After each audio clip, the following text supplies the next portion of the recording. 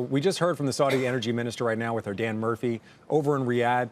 In general, I think we could paraphrase it as him trying to calm and comfort the markets right now about the supply of oil. We've seen oil spike this morning, up about 3%. Near term, what do you see as the impact of this conflict on the oil markets?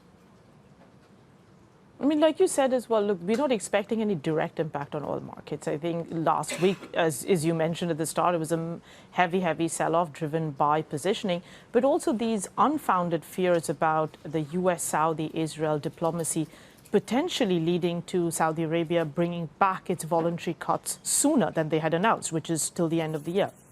We've, in our conversations with the minister himself, Saudi Arabia has made it very clear that those cuts are going to stay.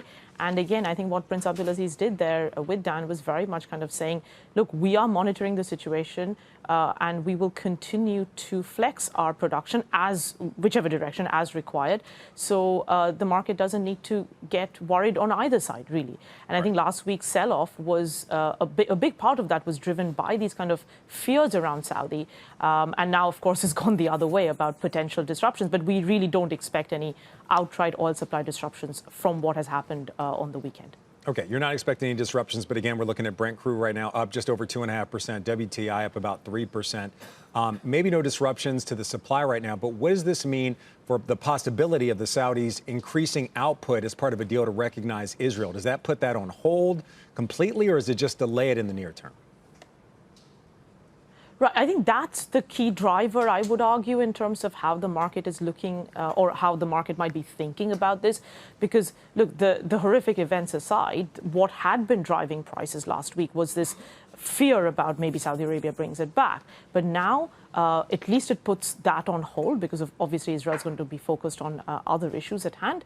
And it could actually derail the talks entirely. So, I mean, my argument would still be that those fears were unfounded to begin with. But now I guess the market has more proof that those barrels aren't coming back anytime soon.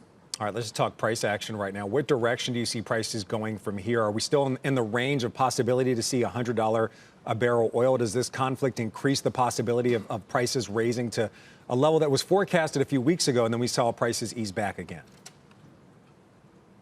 I still think prices are ultimately headed higher because fundamentally the market is extremely tight. We continue to see low inventories around the world, and we see a very determined OPEC Plus in getting inventories down. I mean, I would not even put past the possibility that some of these voluntary cuts continue through Q1, maybe even early Q2, just to ensure that the inventory builds that we usually see seasonally don't even happen. So I absolutely think prices are headed back higher. We were oversold last week, so some of the bounce you're seeing today is just a correction based on that. We'll consolidate first before we can head higher.